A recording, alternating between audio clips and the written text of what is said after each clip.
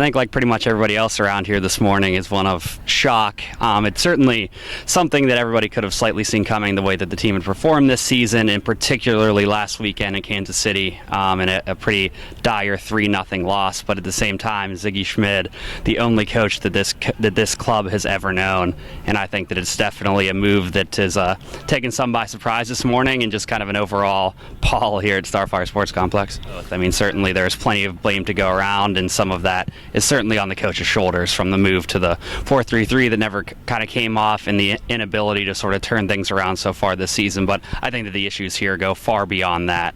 Just in terms of, you look at this roster, the team's in a very interesting place. I'm not even entirely sure where they go from here with some of the veterans. Do you tear everything down and sort of start anew? And I think that this is probably actually a sign that maybe that's the first step in doing that. I think that the problems are pretty systemic at this point, and I think that this move this morning is sort of the first admission of that. I think that they're probably too far out at this point to make the playoffs, but I do think that what this move signals is that they're going to be proactive in trying to sort of just get a jump start on how they remake this team, because like I said, there's just something not right with this roster and this team right now, and I think that this is a proactive step in addressing that and giving themselves the rest of the year to sort of sort that out and maybe take aim at next year, because I think that at this point they're probably too far out, and I don't think that this move does much to change that. Honestly, I was surprised. I didn't see it coming, at least not at this point in the season. I think there was some clamoring for it among the fan base, but the front office has kind of shown over the years that they will be loyal to him, pretty much not unconditionally, but they've been extremely loyal over the years, and so I would have thought they would have given him the rest of the season, but obviously they didn't. I don't think he should take all the blame.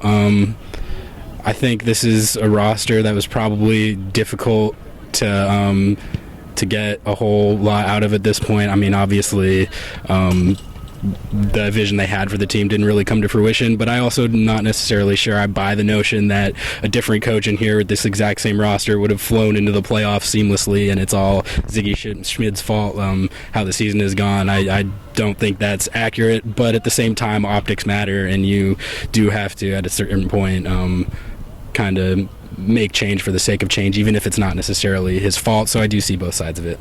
I mean, that'll be interesting to see. Maybe this will light a fire under them. I mean, we were just talking about they're only 9-10 points out of the playoff spot as we speak today. So maybe the change will light a fire, and we will see a resurgent second half of the season here, and they make a run into the playoffs. I mean, I wouldn't necessarily get my expectations up that high for that based on how things have gone, but that's going to be the interesting storyline to keep an eye on, certainly.